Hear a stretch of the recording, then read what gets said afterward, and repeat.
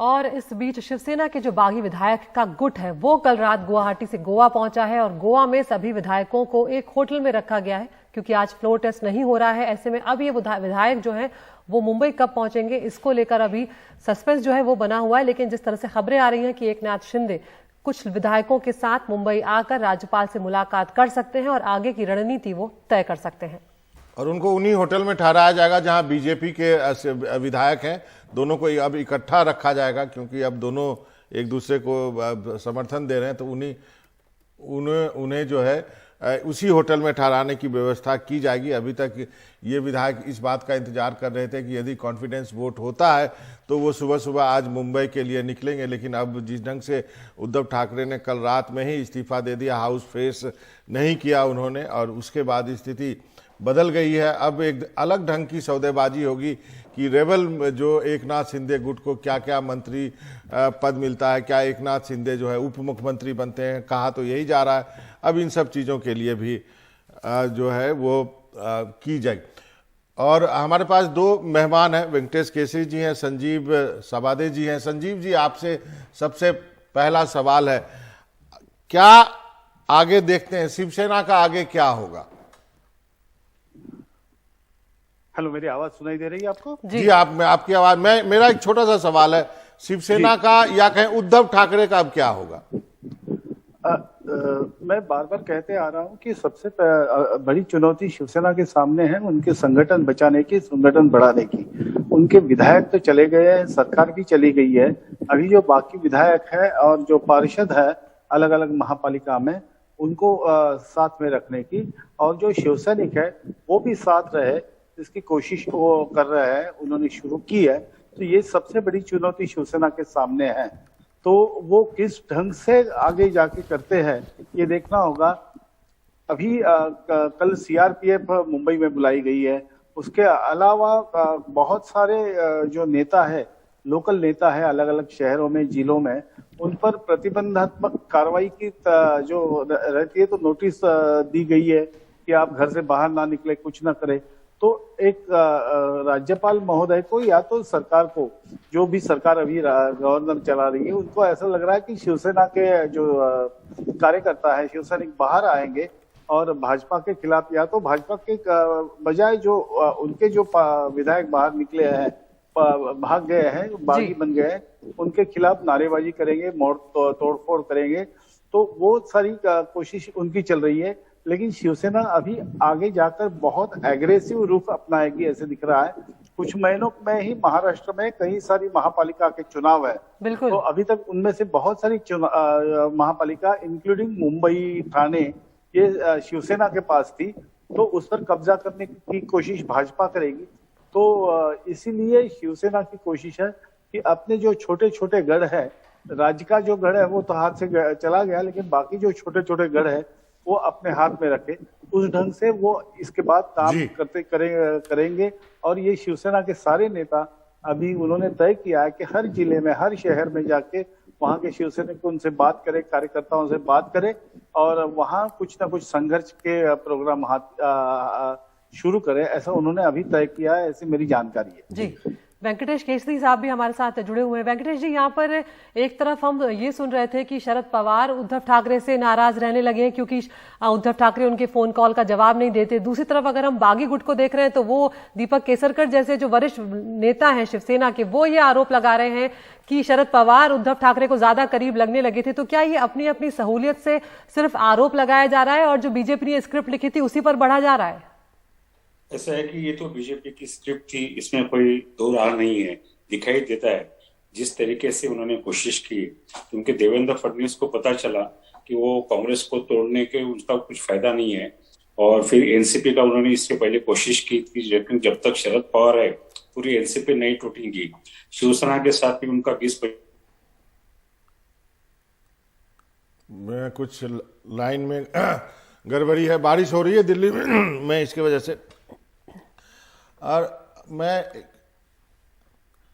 संजीव साहब जुड़े हुए हैं हमारे। संजीव साहब जी, आपसे ये जानना चाहूंगा, जब तक वेंकटेश जी से संपर्क होता है, इस पूरे मामले में जो उद्धव ठाकरे की छवि बनी है उसको शिवसैनिक कैसे देखते हैं? क्या उद्धव ठाकरे एक रिलक्टेंट चीफ मिनिस्टर के रूप में याद किए जाएंगे।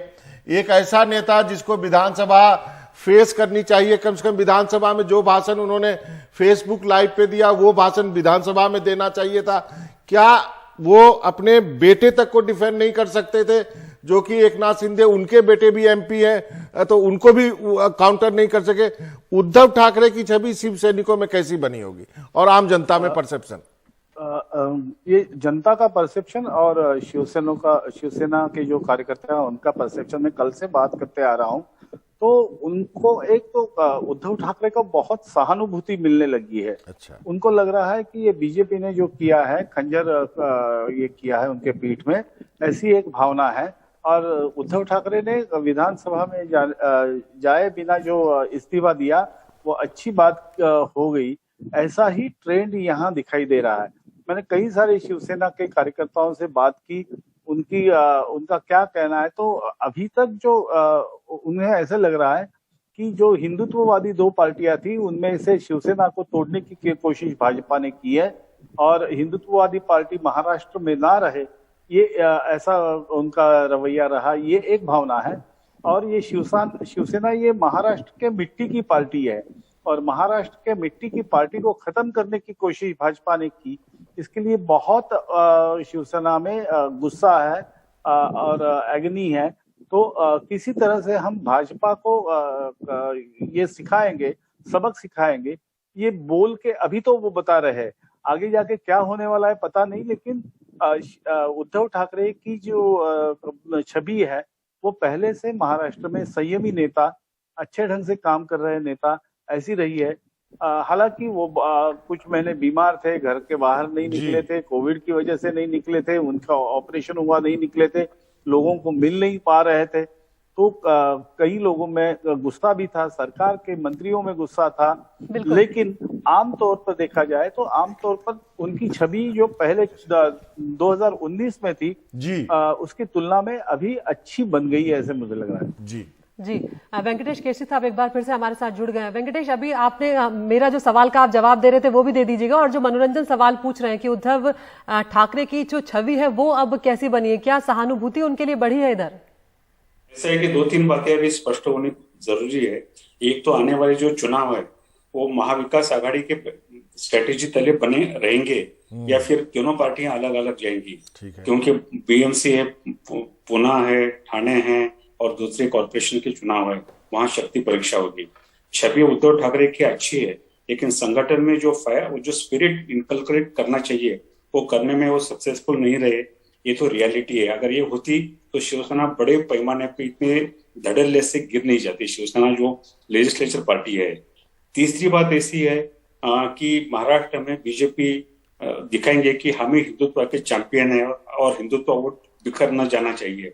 इसलिए मुझे लगता है वो राज ठाकरे को भी इतनी ताकत नहीं देंगे। एक ठाकरे को कमजोर किया और दूसरे ठाकरे को बढ़ाना, इसका मतलब कहीं ना कहीं हिंदुत्व वोट बैंक में सेंध लाना है। तो वो ऊपर दिल्ली में नरेंद्र मोदी है, महाराष्ट्र में देवेंद्र फडणवीस है, बीजेपी के अंदर उनका कद भी बढ़ गया है। ऐसा बोला जाता है कि योगी आदित्यनाथ के बाद में वो चौथे बड़े लीडर बीजेपी में उभर आ गए हैं।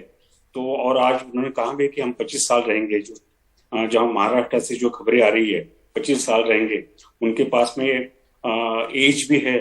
अब ये संघर्ष शिवसेना कैसा करेंगी? शिवसेना पहले हिंदुत्ववादी पार्टी नहीं थी, वो मराठी आदमी की थी, मराठी मानुस की थी। अब उन्होंने हिंदुत्व ले लिया। अब ये दोनों कॉम्बिनेशन करके वो कितना बीजेपी के सामने अपना चैलेंज दिखाते हैं। संगठन तो उनको करना ही करना है, साथ में चुनाव की भी चुनौती है जी। तो ये इसके अंदर, हाँ, जहां तक एकनाथ शिंदे की बात रही बाबा, ये तो 4 दिन की चांदनी है, क्योंकि उनके बाद में वो ठाणे के बाद में उनको इतना अपील महाराष्ट्र में नहीं रहेगा। उनके बहुत सारे लोग कांग्रेस और एनसीपी से आए हुए हैं, वो शिवसेना से भी नहीं है। तो वो तो ठीक है, जब तक पावर है तब तक उनका रहेगा, लेकिन जब संघर्ष करने की बात आएगी तो लेकिन केसरी जी मेरा ये सवाल है कि उद्धव को कैसे आप याद करेंगे? एक मेरा जो परसेप्शन है, एक रिलक्टेंट सीएम जिसको कि एक जैसे हम राहुल गांधी के बारे में बोलते हैं रिलक्टेंट पॉलिटिशियन, उसी तरह मैं उद्धव को भी देखता हूं। एक ऐसा नेता जो भाषण उनको विधानसभा में देना चाहिए वो फेसबुक लाइव पे दे रहे हैं। वो जाते हाउस फेस करते, वोटिंग नहीं कराते, उसके पहले इस्तीफा देके चले जाते, एक भाषण देते, विधानसभा में देते, उसकी अलग बात होती। अपने बेटा तक को डिफेंड करने से डरते रहे, जबकि एकनाथ शिंदे के बेटे वो खुद सांसद है। तो मुझे लगता है कि एक जो ठाकरे की छवि के रूप में जो होना चाहिए, आप कैसे देखते हैं उसको? आप बेहतर जानते हैं शिवसेना को। ऐसा है कि शिवसेना बाल ठाकरे के समय जो थी, बाला साहब के समय, वो शिवसेना उद्धव ठाकरे के समय नहीं है। कोई आइडियोलॉजिकल पोजीशन को उन्होंने शायद थोड़ा सा डाइल्यूट किया होगा, थोड़ा चेंज किया होगा, समय के साथ में अपने को या अपने संगठन को बदलने की कोशिश की होंगी। लेकिन मैदान में जाके जो सामने उनको चैलेंज करना है, और कल का उनका जो भाषण रहा, उन्होंने ये कहा कि मैं तू मैं नहीं कर सकता हूँ। हमारे शिवसैनिक है, मैं उनके साथ में कोई बहस में आना नहीं चाहता हूँ। शायद सौम्य प्रकृति के है वो। शिवसेना का जो नेचर है वो मिलिटेंट ऑर्गेनाइजेशन रही है, सड़क पे रही है, और वो सड़क की भाषा अच्छी तरह से समझती है।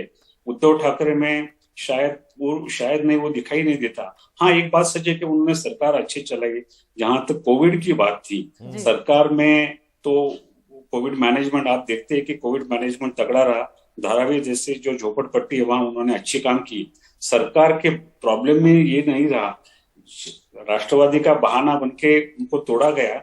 लेकिन अगर वो थोड़ा संगठन ठीक करते तो इतनी इससे वो शिवसेना गिरते नहीं। और कहीं ना जहां कहीं तक उद्धव ठाकरे की बात है, उनको इस बात का भी श्रेय दिया जाना चाहिए। 3 अलग अलग पार्टियों को वो लेकर चल रहे थे, उस तरह की सरकार भी उन्होंने 2.5 साल चलाई, वो भी उतना आसान काम नहीं था। और वो भी अलग अलग एक दूसरे के खिलाफ लड़के आए, एक दूसरे के खिलाफ 3 पार्टी लड़के आए, फिर भी 2.5 साल सरकार हुई। एक ब्रेक लेते हैं, आप दोनों जाइएगा। नहीं आऊंगा तो फिर पूछूंगा असली शिवसेना कौन और जमीन पे कौन लड़ेगा। वक्त एक छोटे से ब्रेक का।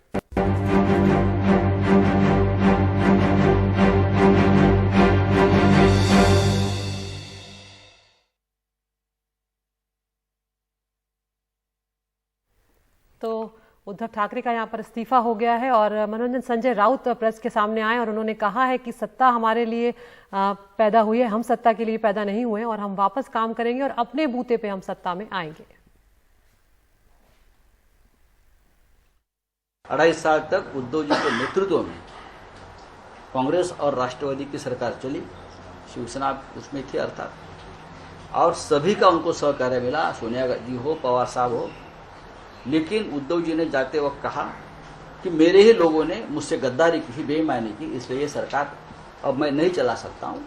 लेकिन Shiv Sena is not born for power, power is born for Shiv Sena.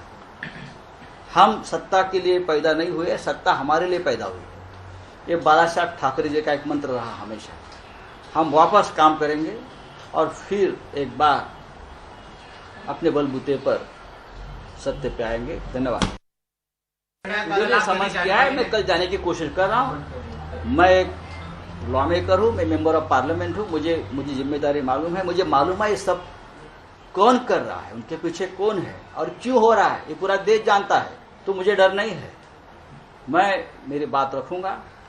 ये राजनीति के स्टेप है मुझे रोकने के लिए, पार्टी को रोकने के लिए, उद्धव जी को रोकने के लिए। लेकिन हमने जिंदगी में कोई गलत काम नहीं किया। को सुन रहे थे संजय राउत, जो है अभी भी तेवर उनके बदले नहीं है। और संजीव जी, आपसे मेरा सवाल है, मुझे लगता है कि एक और जो तस्वीरें हम आपको दिखाना चाहते हैं, परभनी से तस्वीरें आ रही है, एकनाथ शिंदे के पोस्टर के ऊपर कालिक पोती जा रही है, तो विरोध भी जो है वो शुरू हो गया है। संजीव जी, मेरा आपसे एक सवाल है कि संजय राउत फेस रहे हैं शिवसेना का, अब जब शिवसेना सत्ता में नहीं है, ईडी जो है उनको बुला रहा है, तो अब सबसे ज्यादा सरकार के निशाने पे संजय राउत ही रहेंगे, उन्हीं को भुगतना पड़ेगा। जी बिल्कुल, संजय राउत ही अभी निशाने पे रहेंगे, क्योंकि पिछले 2.5 साल से सरकार का जोरदार समर्थन संजय राउत कर रहे थे, भाजपा पे हमला संजय राउत कर रहे थे। तो उसी फिर उनको ईडी का समन्स आया, तो उन्हें भाजपा को और केंद्र सरकार को लग रहा था कि ईडी समन्स के बाद शायद संजय राउत की भाषा में, उनकी तरीके में कुछ बदलाव आएगा। लेकिन वो ज्यादा आक्रामक होते गए, और अब तो उन्हें आक्रामक होना ही होगा अगर आक्रामक शिवसेना और वो नहीं रहेंगे तो संगठन कैसे बचे, ये उनके सामने सवाल रहेगा। एक तरफ आप पहले भी जैसे वेंकटेश केसरी ने एक बात कही है और आपने भी पूछा था कि उद्धव ठाकरे का नेतृत्व संयमी है, तो वो संयमशील नेता है, ये बिल्कुल है, लेकिन संयमी नेता होने के बावजूद उनकी संगठन है वो जो बिल्कुल मिलिटेंट ऑर्गेनाइजेशन है। जी। तो एक संजय राउत का ट्वीट दिखाना चाहता हूं, माफी चाहता हूं, एक संजय राउत ने जो ट्वीट किया है वो भी ट्वीट हमारे पास है, वो दिखाना चाहता हूं। ये ट्वीट देखिए, इसमें पीठ में घाव है, पीठ में छुरा तो नहीं दिखाया गया, लेकिन छुरे मारने के बाद जो घाव होता है वो दिखाया गया है इसमें। केसरी जी, आप कुछ कमेंट करना चाहेंगे इस पर? जी बाबा, कितनी कॉन्ट्रडिक्शन से देखिए, शिवसेना का मुख्यमंत्री था तो बागियों ने मुख्यमंत्री को बदला, अब वो पावर के लिए डिप्टी चीफ मिनिस्टर के लिए झगड़ रहे हैं। ऐसा कभी इतिहास में हुआ है क्या कि अपने पार्टी का मुख्यमंत्री बदलना? शिंदे में अगर दम है एकनाथ शिंदे में तो दावा पेश करें वो मुझे मुख्यमंत्री बनाओ। ऐसे इतिहास में हुए, जैसे कश्मीर में कांग्रेस पीडीपी की सरकार थी, कांग्रेस के पास ज्यादा थे लेकिन उनको देना पड़ा चीफ मिनिस्ट्री। बिहार में देखिए, नीतीश कुमार बीजेपी की मजबूरी है, एकनाथ शिंदे में दम है तो बोले कि मुझे चीफ मिनिस्टर बनाइए। लेकिन किसी साहब फिर एजेंसियों का डर भी तो वहां पर है, फिर ऐसे में वो तो सारी स्क्रिप्ट उसी लिए लिखी गई है। जी, तो ये बाबा ये कर नहीं पाएंगे ये, लेकिन इतिहास में पहली बार हुआ है कि अपने ही दल का नेता और चीफ मिनिस्टर उसको खाली करना, उसको हरवाना और खुद नहीं बन सकते और बीजेपी को बिठाना।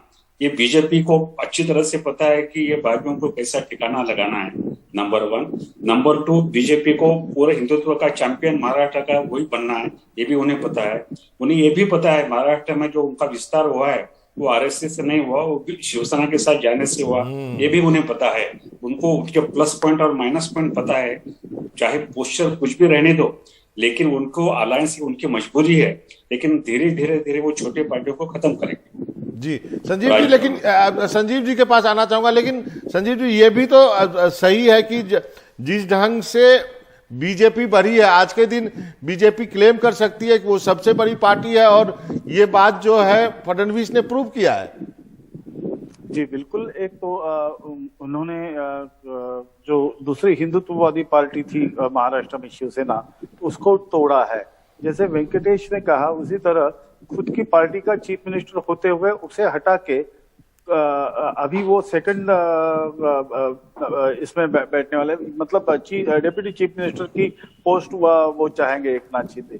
तो इसमें सारा ऐसा हुआ है कि भाजपा का ये रवैया सिर्फ महाराष्ट्र में नहीं बाकी जगह में भी रहा है। जो स्थानिक पार्टी है, जो छोटी पार्टी है, उनकी मदद लेके भाजपा आगे बढ़ती गई और जो छोटी पार्टियां उनको बाद में खत्म करती गई। वैसे ही यहाँ हुआ है। लेकिन शिवसेना के बारे में मैं एक बात फिर से दोहराना चाहता हूँ। वैसे तो मैं शिवसेना का समर्थक नहीं हूँ, लेकिन ये दोहराना चाहता हूँ, शिवसेना बिल्कुल महाराष्ट्र की मिट्टी की पार्टी है।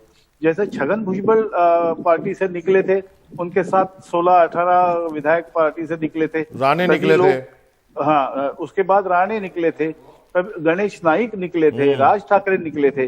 तभी लोगों ने सोचा शिवसेना अभी खत्म, शिवसेना अभी खत्म। लेकिन शिवसेना ऐसे खत्म होने वाली पार्टी नहीं है, क्योंकि उनके जो कार्यकर्ता है, शिव सैनिक है, वो बिल्कुल कट्टर है। जैसे केडर बेस्ड पार्टी में होता है वैसे है। तो वो ऐसे कोई नेता यहाँ से वहां गया, इसलिए वो तुरंत उनके पीछे नहीं जाते। जी आप दोनों इसीलिए मनोरंजन उद्धव ठाकरे ये जब कल इस्तीफा वो दे रहे थे फेसबुक लाइव में, तो वो यही कह रहे थे कि शिवसेना खत्म नहीं हुई है और शिवसेना मेरी है और मेरी ही रहेगी। तो उन्होंने ये दावा किया और यही बात संजीव साबजे साहब जो है वो कहते हुए नजर आ रहे हैं। जी हाँ, सेना जो है शिवसेना फिनिक्स की तरह बार बार उभर के सामने आती है। आप दोनों मेहमान से अभी विदा लेता हूं, लेकिन 11 बजे फिर जुड़ूंगा, फिर चर्चा करेंगे कि क्या जो शरद पवार के बारे में बातचीत करेंगे फडणवीस के बारे में और बाकी चीजों पर भी। जी धन्यवाद। तो यहाँ पर आप देख रहे हैं फडणवीस जो है वो फिर मुख्यमंत्री अब बनने जा रहे हैं, लेकिन कब तक ये सरकार बनाने का दावा पेश करेंगे ये देखना होगा। तो अगर हम संख्या बल देखें यहाँ पर मनोरंजन, तो बीजेपी के पास 106 विधायक हैं, शिंदे जो गुट है वो 39 शिवसेना के विधायक तोड़ के चला गया है और 7 निर्दलीय हैं, तो 152 144 का बहुमत है और 152 इनके पास है।